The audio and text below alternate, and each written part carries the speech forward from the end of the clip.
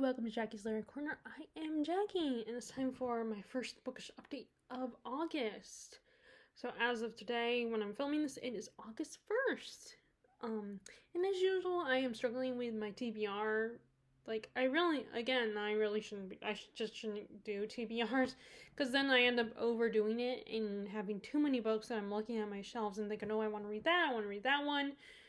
Or I need to read that one, or I need to finally come back to that one, kind of thing. And I picked up way too many books. I took off way too many books to show you guys off my shelf, and I'm sure a lot of them you've already seen. Some of them are my more recent purchases. Because of course, every time I buy a new book, all of a sudden I want to read that book. And I'm trying to get to the books I've had on my shelf for years first, and it is an endless struggle.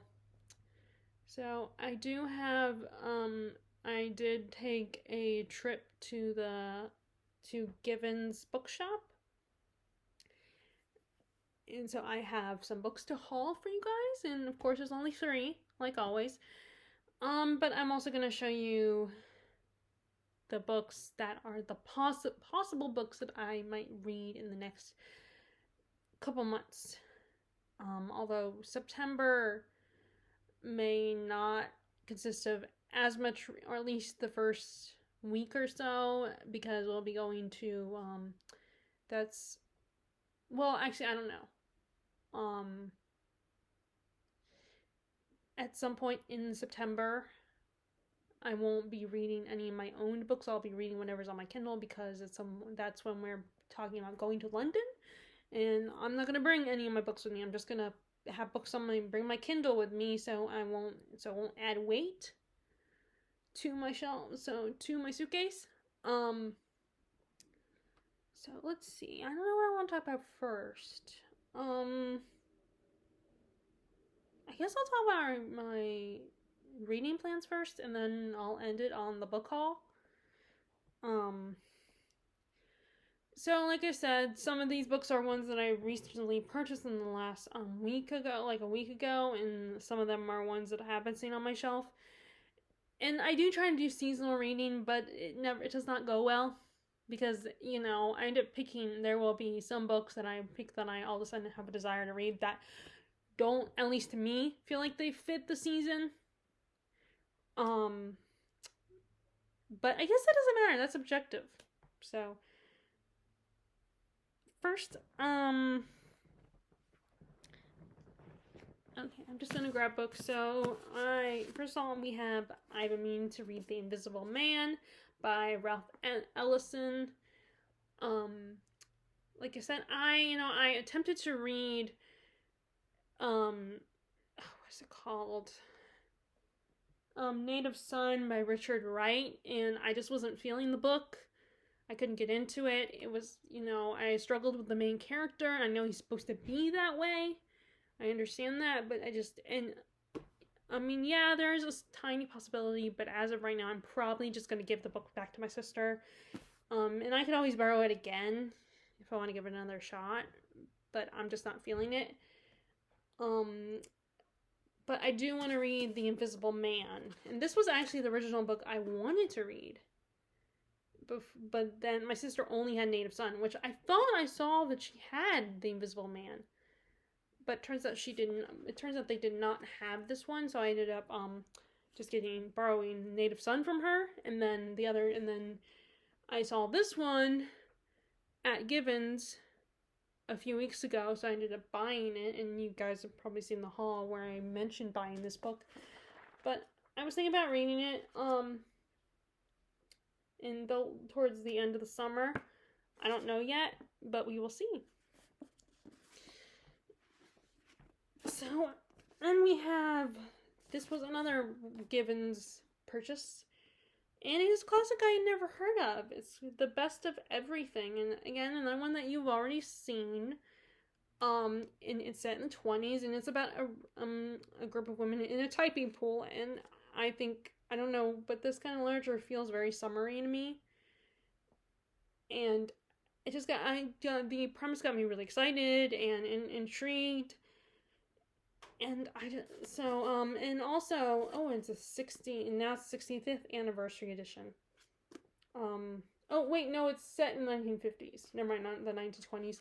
And I thought about pairing this with The Beautiful and the Damned, because even though now I just realized it's completely decades apart, I don't know, I just associate them as being very similar, like similar themes, or at least just I get similar vibes from this one and F. Scott Fitzgerald's work, and so and it just feels like again, it feels like a summary read. So I'm gonna check out that one. So these two might be an option. Okay, and then we have. I also thought it'd be great to pair these two together. The Grace of Kings, which is a fantasy inspired by Asian cultures. I think it's an epic fantasy. It's also a 4-book series. This is the first one. I do have the second one because I've always liked to at least get book 2 before I start book 1. But sometimes I break that. Although I constantly break that rule and will read the first book, especially if the book is a debut, or the author just published the first book. Then, and I'm really excited to read it, then I'll buy it. But the problem with that is in the end, what will happen is even if I really enjoyed it and had a good time with it, and for a while I want to continue, but then I get impatient waiting on the next book, and then end up moving on and get sidetracked by other books. So I feel like I can't buy first books in a series if the whole series isn't out yet, or like at least the second book isn't out, because then the book is in danger of me not continuing even though I enjoyed it, the first book. So, and then I thought I would pair it with this book that Terry got me, The Pillow Book, which is about court politics, but the main character is a woman. So it's similar to The Tale of Genji in its premise, I think, where the Japanese politics, except for, again, the main character, I believe, is a female, so we're getting a female perspective. Probably a little, there might still be romance, but it's probably a little less of the, well, maybe not, I don't know. But, like Tale of Genji was very much, he was kind of a ladies' man. Although he wasn't mean about it. But yeah, I thought these would be, because they're both about Asian cultures, even though one is more fantasy. Like, I thought, a good pairing of books to read together.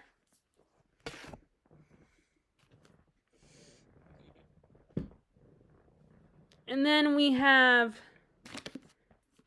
I just read Umberto Eco's The Name of the Rose. I really enjoyed that.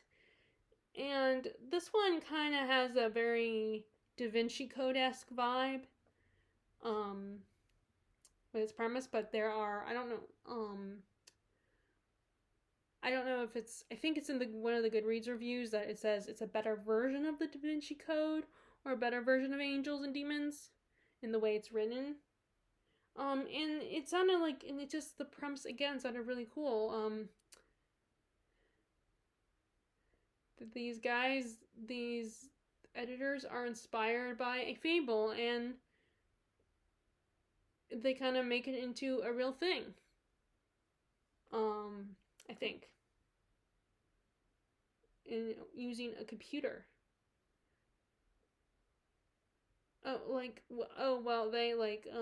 They create a game. Although there's an implication that the game starts taking over, like has a life of its own kind of scenario. So I just thought this would be so cool, and I feel like books that have sci-fi vibes, for some reason I feel like summer reads. And I guess because a lot of times those big sci-fi blockbusters, like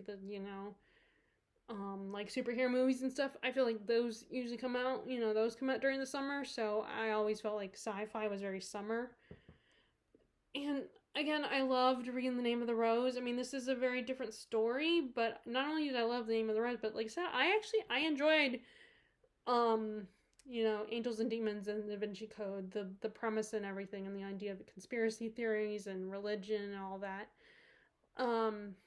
Yeah, and yes, it has its problems, but the premise itself is really cool. So I thought I would try that as well. So I might read that. So another pairing that, although this might be a better pairing for like October, is Empire the Vampire and Olivia Blake's One for My Enemy. They're both about supernatural creatures. One is witches and one is vampires. I don't know if Jay Kristoff's book has romance in it. Of course, a shirtless guy with six-pack gags on the cover. Although I don't know, that might be more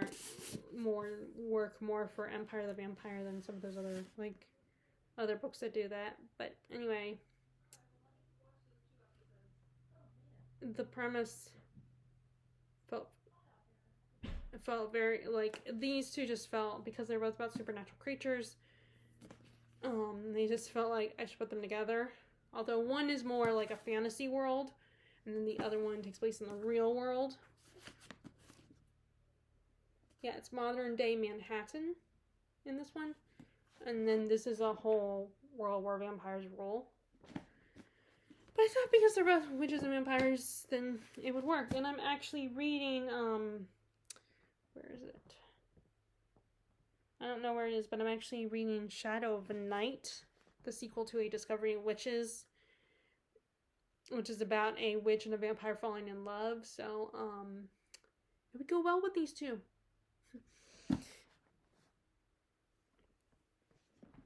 Okay, so I might read that. So that's an option. Then we have, so I always felt like this was a summer book too, because it's all about ships, magical ships and stuff. So it's fantasy, but it takes place on the ocean. But we have Ship of Magic, and this is another one that I've started and need to come back to again, because now this was more of a recent attempt. Where I came back to it more recently, but then I put it down again. And in case you don't know this, basically in this world, when these families own these ships, and then when their family members die, their spirits become part of the ship and bring the ship to life, and the ship has a life of its own and a personality and everything. And the daughter of the latest patriarch who died, she assumes that she's going to take over the ship and be the heir to her father.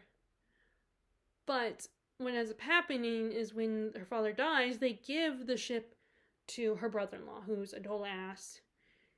And she is, and her mom is trying to get her to, wants her to be like the way women are expected to behave, which is wear dresses and find a husband and all that, and just stay in one place and look after the family and all that. But she does not want to do that. And meanwhile, there is a pirate looking for wanting to own a live ship, and wanting to be the pirate king and everything. And I think they are going to cross paths at some point. The daughter and the pirate guy. I think they're going to come together, but we have not got there yet. It's funny, one person said they felt like the pirate, Kenneth, I think his name is, I can't remember, that he was the antagonist, but I think it's really Kyle that's the antagonist. At least right now, that's what I'm thinking, that Kyle is more the antagonist than Kenneth. I don't know if it's Kenneth. I mean, there are going to be two antagonists for our main female lead, but anyway, so, yeah, I want to get to this now. I feel like this is, again, a very summer read because it takes place on the ocean. And any books that have to do with, the sea and ocean or a pool or whatever feel like summer reads to me.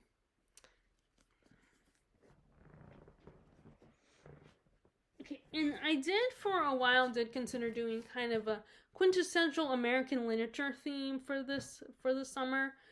I've changed my mind recently, and got distracted by other books, but I did consider reading come back to Lonesome Dove. And again, this is another one of those ones I've started it, but just put it down. It is the first book in a series. I don't know if I'll continue or not. I feel like this is one of those series where you don't have to continue. Like, it still ends, and doesn't end where will continue in the next book. It ends in a way that it feels like a complete story, I think. But it is these guys, these cowboys, cattle ranchers escorting the cattle, I think, across the prairie and all that. And but a lot of people give a lot to say that, even if westerns weren't normally their thing, they really enjoyed this book. Like, the author Larry McMurtry is so good with the characters and creating characters that you fall in love with and they're compelling, kind of like Stephen King, where even if it's normally not your kind of plot, you just fall in love with the characters. I feel like that's what implied with this book, that a lot of people just fall in love with the characters, and it's just a page-turning story. And so far, I am liking it. Like I said, I'm one of those people who's not a Western fan, but this one, so far, it is intriguing. I am liking it. The characters are fun. So, I do want to end, so I might read that this summer. I might continue with it this summer, but I don't think I'll finish it. Because look at this boy. It's huge. That's why I can never get that book from the library. Okay, and then we have, again, this one feels like a summer read, The Visitors. This one takes place in the 1920s. And I think part of it's in Egypt. And it's one of those stories where a character is looking back on their childhood and remembering what happened to them, and like the I don't remember, but it sounded really cool. And I love those stories where characters look back on their youth or their childhood, like this great experience that they had.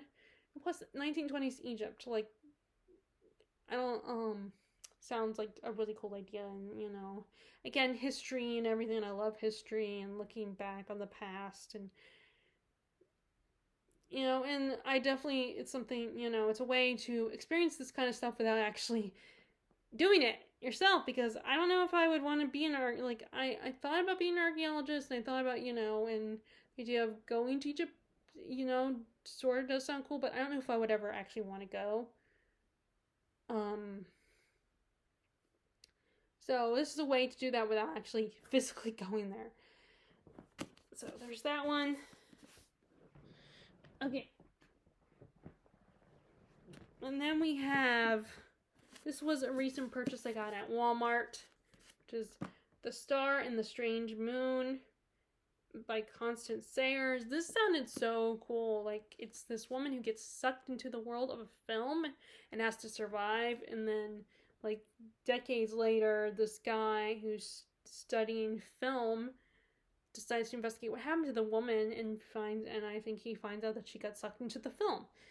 I love that idea, that premise. It sounds really, such a really cool idea. Like, the idea of how would you handle that kind of situation where you actually got sucked into a film, especially if your favorite story can be incredibly dangerous, and there's no guarantee you'll survive. But I remember the main character, the woman, is an actress. Yeah, and it's another one of those two timelines, because the woman gets sucked into the story in the 60s, the young actress, and then the present day is in 2007. So just the premise sounded really cool, and it'll be fun to imagine, fantasize, So, and like I said, it's one of those more recent purchases. And then this one, To Shape a Dragon's Breath. Okay, so this is one of these things where it is the first book in the series, so it is risky, because even if I enjoy it, if the next book doesn't come out soon, then I might read it and then move on from it and get distracted. But, but again, it's fantasy with dragons, and I think our main character is our author is Native American as well, so that And I feel like there's not a lot, I don't read a lot of Native American literature. It's just, this cover is really cool too.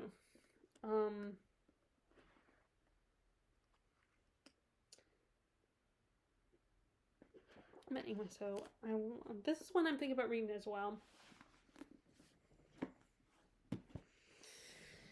Okay, so, alright, so then we have, okay, so then we have Joyce Carol Oates' Blonde, which is a fictionalized take on what happened to Marilyn Monroe. I do have a biography that's like called The Legend of Marilyn Monroe, and I do have that, so I would like to read that after I read this. And like I said, no, it's fiction, so it's not necessarily 100% accurate, but it sounds like a really fun idea, and I've still been trying to check out Joyce Carol Oates. She's another one of those authors I hear a lot about by certain booktubers, like Eric Carl Anderson talks about her a lot. And I believe this one, and I want to say this was one of those ones that was, like, it says it was one of those books that was on one of those book awards list. Although the way Greg from Supposedly Fun responded, he doesn't sounds like he didn't think it, like, he didn't necessarily agree with that. I mean, I could be wrong, but I think that's what he implied. Don't take my word for it, though. But it's just, I just thought it'd be fun to read this, and then, like I said, I would like to read the other biography that I recently bought as well. But it'd be a good way to start, and I remember this book being really popular when it came out, and it was made into a TV movie. And I don't know if I remember hearing about that.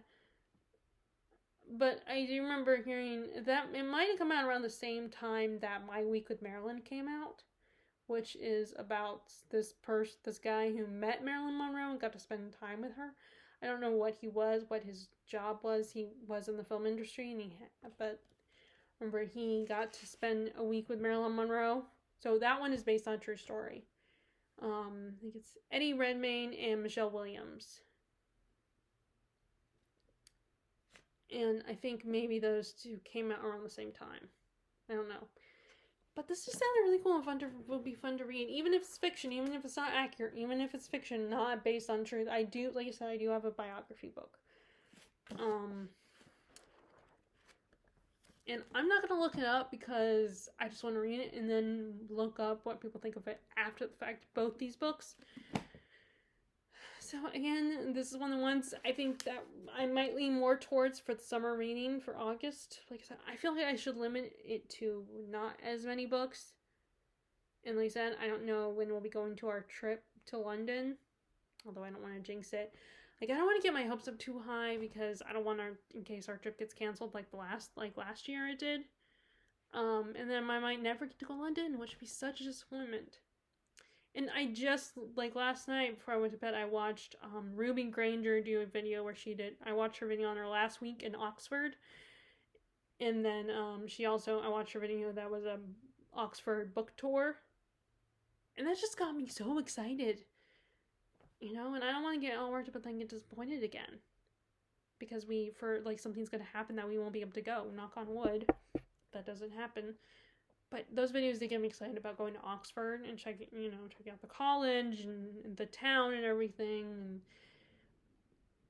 I mean, there's so much to do in London. There's so much stuff that we as Americans just, we are told about through movies and stuff, but not all of us are lucky enough to get together. And hopefully I will be one of those people that got lucky and gets to go. But, yeah, this is one of the ones I'm thinking of as well. I mean, the good news is we're not going anywhere anytime soon. It's just that, my nephews and niece will be visiting this first week in August. So I won't be reading this, at least the first week in August I won't be doing the reading. And, I really need to narrow it down. And I don't know how to do that. I mean, I have been tempted to ask one of my parents, but, I don't know if they would be much help in that department. So I'm going to read that one. Okay. Next is another most recent purchase, like as in a couple days ago, and that is The Emperor of Ocean Park by Stephen L. Carter. And of course, it's one of those books where I read all the reviews to see what people think, and I tried to stick to the 3-star reviews because I feel those are usually neutral, and stick to, kind of middling. Like, there are aspects I like and other aspects I don't like. And I'm just worried that if I don't read this soon, it will be one of those books that will sit on my shelf and eventually I will change my mind. Because, like, these family sagas and thrillers are books that there's no guarantee I'm going to, like, unless I read them right away, I might lose interest eventually. But just the premise thing sounds really intriguing. It's the idea that this Supreme Court judge, Supreme Court nominee, and that was disgraced. He is gets murdered, and his son, who is a lawyer, is trying to figure out what happened to his father, why he got murdered, and who murdered him. And listen, that kind of stuff doesn't normally, depending on my mood. I don't always get to write I'm not always interested. Sometimes I am, sometimes I'm not. And also, it feels more literary. I mean, the fact that it's this long, it feels more like it's going to be a more literary read. Unlike someone like Ruth Ware in her books. Or even Dan Brown. Like, even though his books are long, the chapters are short. So, yeah, I keep thinking about this one as well. And like I said, the premise sounds intriguing. Although, the book, you tell, at some point, probably the book got wet. I don't know if it's because of me or, if it felt this way when I bought it. I don't remember. But the book I think the book got wet at some point because you can tell by the pages that they're really stiff. And I don't know if you can hear me as I flip them, that crinkly noise it makes to me, and that's usually a sign of, it got wet at some point, or at least got damp. So, but still in good condition. I did see the 2 copies of the hardbacks of this one. And I don't know if you might, I do have a habit of where I will pick out books, like, when I first see them, I read the back description, and at the time I'm, like, not interested, but then I come back to them, and all of a sudden, next time I go, I'm a little more interested in that, and, I'm like, oh, maybe I should buy it after all. And like I said, I also try to avoid looking at the Goodreads. I mean, sometimes I do, like, if I'm trying to decide, but I do try not to, I don't want to be too dependent on it, but I not forget that. I do tend to, every time, like, one of the books I bought today, I was like, I'm not going to even look at the Goodreads reviews. Even though I think the last time when I considered buying that particular book, I think I did look at the Goodreads reviews, and at the time, it was like, well, this sounds like I wouldn't be interested, but then, so I'm always up for giving books another shot, and I feel like I need to give them, and, like, actually really do give them another shot and actually pick them up and read them. Okay. So, I'm trying to go back and forth between, because I have a pile of books on one side and then a pile of books on the other. Okay, so this is a book from a series. This is book 4 in a series. And and when you see what the series is, you'll remember that I did finally get the last book, which is perfect because I got it. And actually, when I was there today, I did see Yumi and the Nightmare Painter by Brandon Sanderson for $8, which is still cheaper, and definitely cheaper than getting it at Books A Million. And I don't know, part of me was like, I should have grabbed it, but also, like, I try to stick to my 3-book limit, even, when I go there. And it was a hardback book. It was a hardback copy. And I could always get Brandon Sanderson's, like, I could always buy them on my Kindle, because I'm sure they're available on Kindle. And so, I don't know, I thought about doing that, like, buying some of Brandon Sanderson's, like, especially his newer projects, buying them on Kindle. That way, I'll have access to them, but they won't take up space on my shelf. Not that that's a bad thing, because, you know, Brandon Sanderson, he's one of my favorite authors. I love his work. But, you know, when it comes to an author, especially if they write a lot of books, you don't always need to get every single one of their books. Like, I can get some of them audiobook or Kindle and still have, you know, I'm still reading them. I just don't have a physical copy. So I'm thinking about doing that with the rest of Brandon Sanderson, because it's not like he's going to stop writing anytime soon. So he's going to, like Stephen King, he's going to have 1 million books, I'm sure. You know, and he's probably going to be writing when he's in his 60s. So I think it might be a good idea that some of these authors, I get their books on Kindle now that I have a Kindle. But, anyway, so speaking of Stephen King, this is Wizard and Glass, the 4th book in the Dark Tower series. So I reread the first 3 books because I read them years ago, and then I stopped in the middle of starting to read, I don't know if it was book 4 or book 3. And so years later, which was a couple years ago, I decided to reread all the books that I had read so far, which was the first 3, and then I would pick up book 4. And I did start to read it, like I got into the next section, which is part 2, Susan, which I think is Roland's love interest. But then I put it down, but the first chapter is The Kissing Moon. And this is another, like, again, this is one of those ones I feel like I should pick up sooner rather than later. But this is his epic fantasy series. And you have our main character, Roland Deschain. He is what is known as a gunslinger. He's the kind of like the last of his kind situation. And he's been hunting down the Man in Black. And he discovers portals into other worlds that are different versions of ours, different time periods than ours, and he ends up acquiring some companions from each of those worlds. This kid who's a cocaine addict named Eddie Dean, and this woman named Susanna. I mean, she calls herself Susan, she's a black woman from the 1950s, and she's in a wheelchair, so she experienced a lot of racism, unfortunately, and a lot of racism, and he brings them they end up coming into Roland's world, and they form a quartet, and the last person he is acquiring is this young kid named Jake, who he met in the first book, and then he crosses paths with him again at the end of book 2, going into book 3. And they have formed a quartet, and they are traveling to the Dark Tower together. That's Roland's main goal, and this 4th one, I think, involves him telling his quartet the story of his beloved Susan. So a lot of people, and I think I remember one time someone telling me I didn't have to read this one, but that could have been a person that wasn't like a hardcore Stephen King fan. And they're just one of those more fair weather fans where, like, you like Stephen King, but you don't read every single book.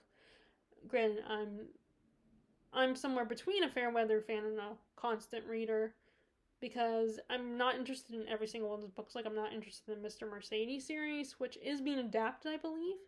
There is going to be an adaptation soon. But, because I'm just, like I said, I'm not always a thriller fan. I mean, I do have The Emperor of Ocean Park, which is kind of a thriller, but it has a more literary feel. And this one is, and also the Mr. Mercedes is trilogy. I think it's called the Bill Hodges series. I think, but it involves like a detective chasing a serial killer. I don't want to read a book about that.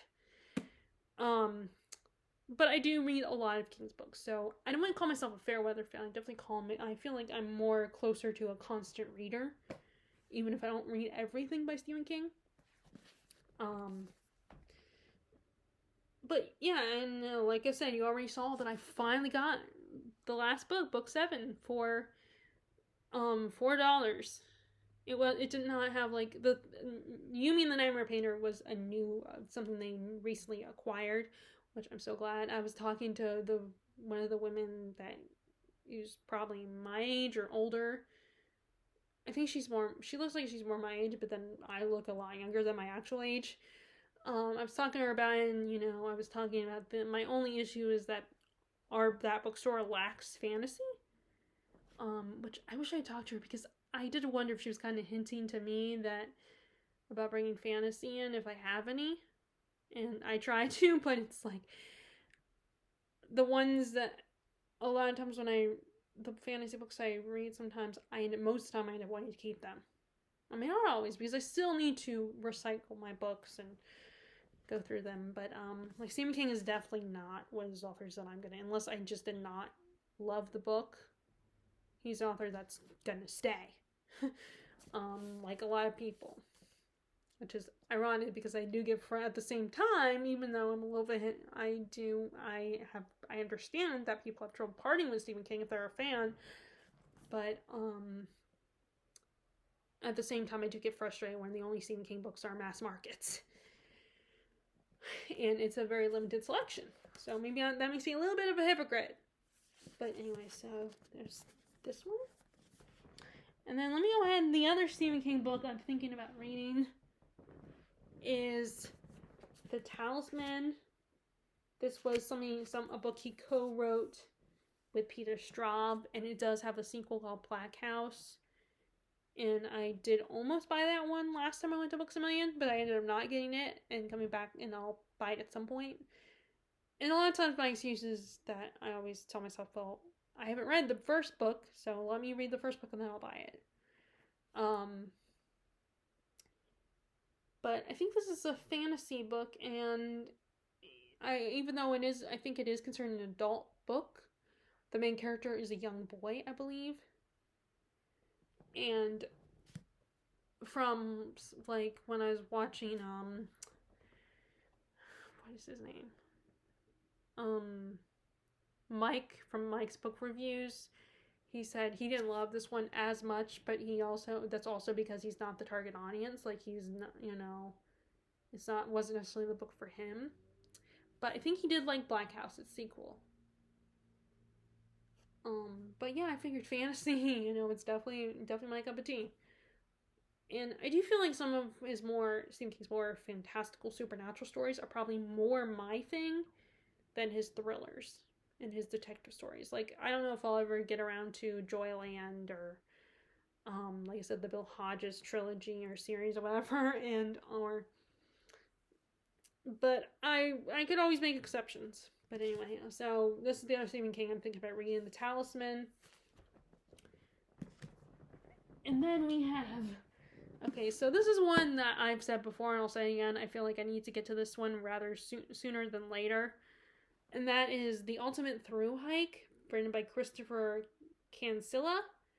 And I told you guys a story that I met the author who wrote this book during this author event in my community that my dad attended, because he has his own 2 books. Shadows of Saigon and what's the other one called? The Sage Among the Pines. Both of those just came out. One of them is a Sage Among the Pines is a bit of a coming of age story where this young girl, her mom has an overdose. Her dad was in the military. He got killed in a plane in a helicopter crash, I think. I do not remember. It's been a while since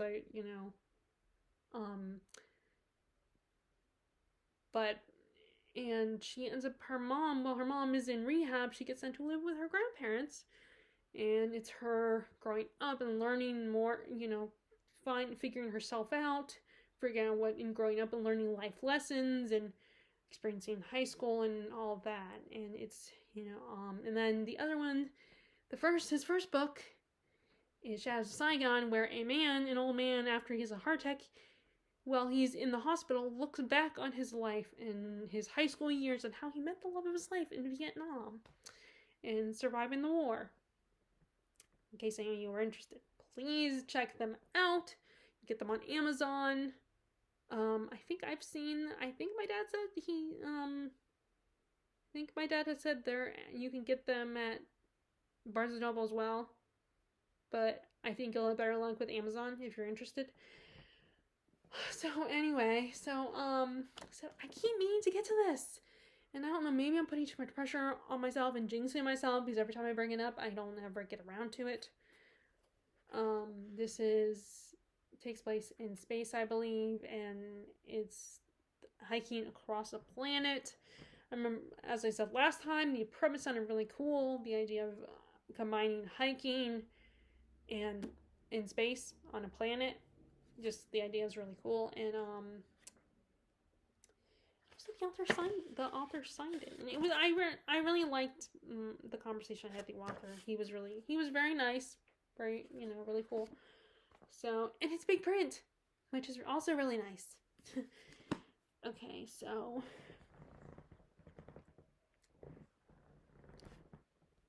and then we have another nonfiction. I am currently reading Meditations by Marcus Aurelius, which is another nonfiction, so I want to read this one first, and I could probably get this done within a couple days, because it's just kind of like Marcus Aurelius's diary, and talking about his things that helped him and guide him in his life, lessons he's learned from his friends and family and mentors to help him become a better emperor. So it's very insightful, a lot of things I feel like could be really helpful in any situation. And just, really helping you cope and adapt and be able to make good decisions and not let things bother you. Now, some of them I don't agree with, but I also probably wouldn't apply to me in my position, as I'm not in a position of leadership. I'm not an emperor or a king or princess, or an authority figure. I'm just a regular person is a bagger in a grocery store, and I am an aunt, but I'm not responsible for my nephews and niece all the time, and I don't have kids of my own. So some of these don't apply, but other ones I think you can apply to just general life, life lessons and how to, survive life. So I want to read this first before I get to any other nonfiction. And so the nonfiction I was going to show you is The Rubicon. And I finally learned what that is called, what that means, but I don't remember. Now I don't remember what my dad said, because my dad explained what the Rubicon was. And, it's the triumph and tragedy of the Roman Republic. And I think I really do like nonfiction that reads like a narrative. I think that makes nonfiction a little bit more easier to get into, especially if it's a subject matter where it's a little bit more challenging of a subject matter. Like, I feel like memoirs from celebrities so easier to get into, because it's easier to read someone's diary than reading a book about a certain subject, because it's that those are stating facts. And that's so much, it can be so overwhelming to remember all that stuff. So I really appreciate when they read like a narrative. That's why I've enjoyed Erik Larson's The Devil in the White City, because it read like a work of fiction, even though it wasn't. And I think that's one of the appealing things about, not the only appealing thing. I think we're very fascinated by true crime, but I think how true crime is written, it's like a narrative, also really helps people get into true crime. But then we also have a morbid fascination with with true crime. But oh, and I just realized this one has only the nonfiction, the UK price. It doesn't have a US price. It has oh, and that's weird. I didn't notice that last time, but it has on the UK price, it has a star and asterisk, which is recommended only. So that's funny. They have a recommended price. So I didn't notice that, but of course I only paid $4 when I bought it. So, but yeah, like I said, I want to read more about Rome, and And one of the books I bought today was another book about Rome. So, good read. There's that one. And then we have, let me go ahead and show you, I also want to get back to Mary Elizabeth Braddon's Lady Audley's Secrets as another one of my classics that I want to read. This one I've meaning to get to, and especially since it's one of the shorter classics. It's not like the big chunky ones like, War and Peace or Dombey and Son, which are long books. I mean, War and Peace is huge. And Dombey and Son is maybe half of that, but still pretty big. I think it might be a little closer to more than a little. But this is about this guy's cousin gets married to this one woman lady, and the guy, our narrator, suspects that she might have murdered his cousin. So it kind of makes me think of the premise for My Cousin Rachel a little bit. Although I don't think she is portrayed as a threat as Rachel is in that book. And Daphne du Maurier is My Cousin Rachel. With My Cousin Rachel, it's like you don't know if she's a threat or not. But I feel like this one, she's just someone that probably has some kind of secret. And she might be not as threatening as our narrator thinks. Of course, My Cousin Rachel, I don't remember if she was as threatening. I do need to reread that one. And I have, as you guys know, I do have a copy of it. I bought another copy of it, so that one as well. Okay, and then we have... Okay, so this is probably not a fit for summer, but again, it's another recent purchase that I felt like I should pick it up sooner rather than later. And I appreciate that this book by this author is not that long. It's a little bit shorter, although her second book that has just come out is a bit longer. But this is Katie Lumsden's The Secrets of Heartwood Hall, which I kept meaning to buy, but I never did. So finally, I was like, I'm just gonna buy it, especially because, and it was also motivated by the fact that her new book just came out, just got released. And the problem is it's gonna be expensive, probably the hardback book, but I am tempted to buy a copy of it when we go to London, if it's there. I mean, I'm assuming it will be. I hope. That is the author's home country, so hopefully it will be in one of the London bookstores like Waterstones or something. So I don't know, I might buy it there. But this is a Victorian novel, and it is a bit of a mystery, so it might, again, if you're a seasonal reader, it might not fit the summer season, but I want to get to it. I want to read it, and what's good is she is not writing any series. She's writing only standalones, so, as of right now, I'm wondering if she's going to write any more, or, like, if she's only going to write 2 books. But yeah, I was like, as soon as I bought it, it was like, I gotta read it. I want to read it sooner rather than later.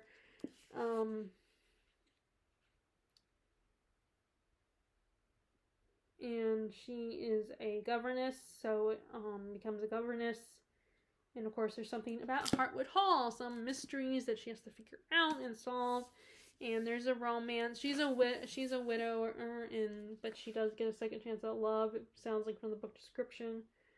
But yeah, I figured just don't hold it off. Don't put it on the shelf for to be read in the future. But I feel like I should read it now.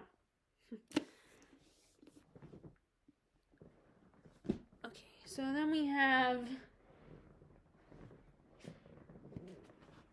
another classic, and that is Vanity Fair. Although originally I planned to read this in the springtime, and this is one of those chunky books that those older authors like to write. So I might not get to this, or at least I might start it but not finish it. And that is,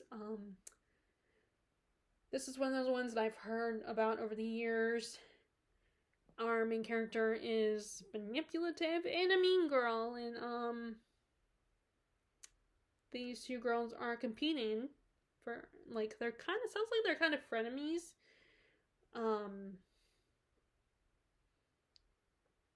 So it's one of those books where, you know, these two girls are, you know, trying to, like, compete. It's like a popularity contest, it sounds like. But I've always heard this was really good, and it kind of, like, I mean, I distinctly remember people saying it was like Gone with the Wind, the English version of Gone with the Wind, or at least the main character Becky Sharp is a lot like Scarlett O'Hara. And then there's, of course, it does, although it also reminds me of Emma a little bit by the book description. So yeah, there's no guarantee I'll finish it, but I do want to check out this one as well. And then the other one I grabbed was one I've started years ago, and that is Moby Dick, or The Whale by Herman Melville, a classic. And this was actually inspired by I hate to say this, but the late Jennifer Brooks. I remember she read this while at the beach, and she really enjoyed it. And I know that she said it's one of those books where, as long as you know what you're getting into and understand that there's going to be some chapters that are going to be about, you know, something that you might not guarantee interest, that it might help you appreciate the book more and get into it more. Because there was a lot of chapters that talk about whaling. And also, I remember what also inspired this is, I know this was one of the books that Matilda read. And I always was so impressed that she read this book because she's so young. But then I started reading it. It's not that hard of a read. It's just long. And like I said, there are some chapters that feel very tedious because they're about whaling and very detailed about whaling. And at times kind of gruesome. But, of course, she might have read a more youthful version of the story. I don't know, because I know sometimes people take classics and turn them into books where kids can read them. Like, younger kids. But, anyway, and so it wasn't that bad when I read it, and the chapters are short. And because it's about, you know, these guys are on the ocean and hunting a whale, it feels, again, another book that I feel like would associate with the summer. Like, anything that's to do with the ocean or a pool feels very summery to me. So there's another one I want to check out, as I want to continue with, and this probably should be one of the ones I should consider prioritizing, because for that reason. Okay. Then we have, so I don't know if I'll read this one or not, but this is The Most of P.G. Wodehouse. So this is more of a collection of novellas, I think, or stories. Let me look at the contents. Let me see if there's a few little contents. Yeah. So it's more of a series of novellas. And I just kind of looked at it and was like, I think I want to read this soon. So, and they said I don't have to read all of them, but this was one of the situations where I remember hearing a lot about the author from people like Emma from Bookish Princess, and people like Kate Howe talking about P.G. Wodehouse and how funny he is, and so I thought, you know, I was like, let me just buy it, you know, it might be entertaining and fun, and I don't know if I might read one of these novellas now or wait.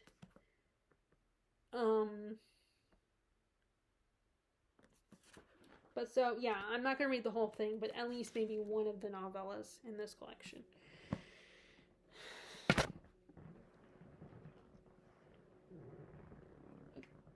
Then we have another Stephen King option, which is The Stand, the complete and uncut edition. And this was one of the ones that had a bit of a resurgent, and when COVID happened, it was a situation where there were people that wanted to read it and people who didn't want to read it. Because it is about a virus killing half the population. Kind of like what COVID did. So people were apprehensive about reading this, and it's like good versus evil. You have like these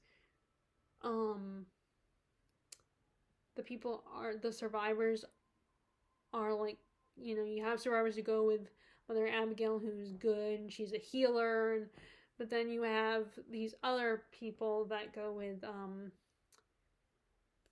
Randall Flagg, who is kind of like a bad guy, but he's like someone who pretends to be on their side. Actually, what he might. When I think of Randall Flagg, I think of the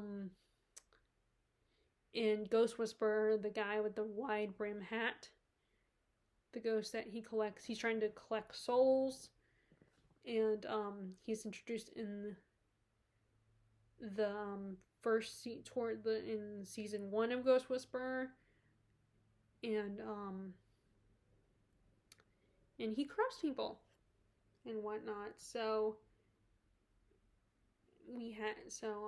the Man in Black kind of made me think. Randall Flagg kind of made me think of that, and I guess I accidentally slipped and said the Man in Black because I think they're the same person. Again, this is one that's gonna take me a while, so I don't expect to finish it, but I might pick it up. Like I said, I need to really narrow. I always say that I need to narrow it down, and I never do. But the last book in this pile is a sci-fi. Like I said, I feel like sci-fi fits the season, and it again is the first book in a series.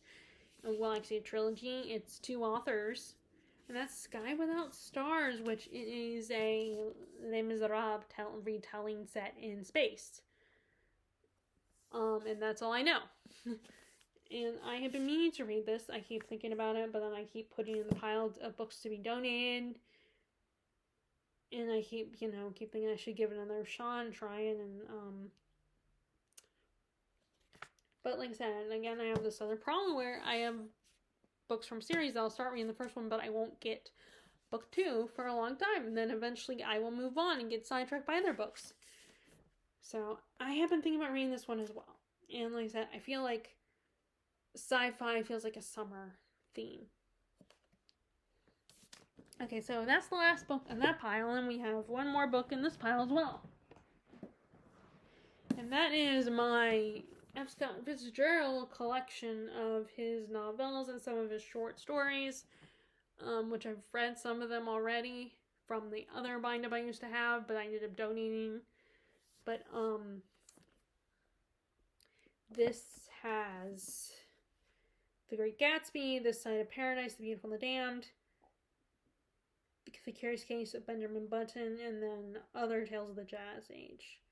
And I want to read The Beautiful and the Damned, but they only had a copy of it that was mass market, so I just bought this instead. And that way, if I want to reread The Great Gatsby or This Side of Paradise or any of his short stories, then I can. And I always really like this. It kind of reminded me of the Baz Luhrmann adaptation with the green and teal, green, and the gold. But yeah, I got this one because, like I said, I've been wanting to read The Beautiful and the Damned, so I decided to just get this one.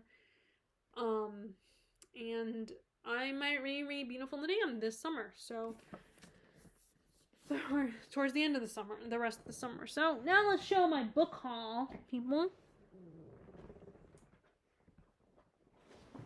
Okay.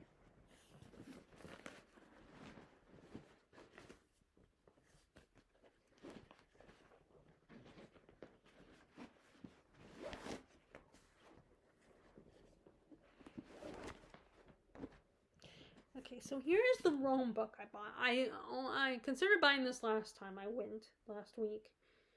And, a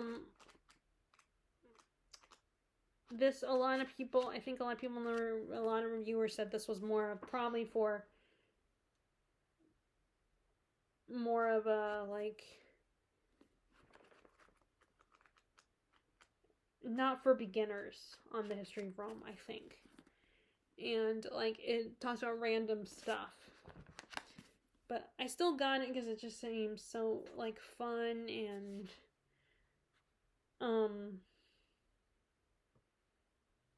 looking at some of the, and I don't have to read this right now. I can save this for, after I read a few other nonfiction works on Rome.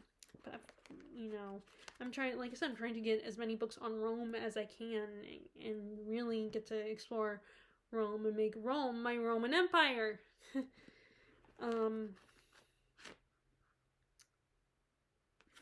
But it just seems so fun and kind of cool, and like different facts and information on Rome and everything. And Veni Vidi.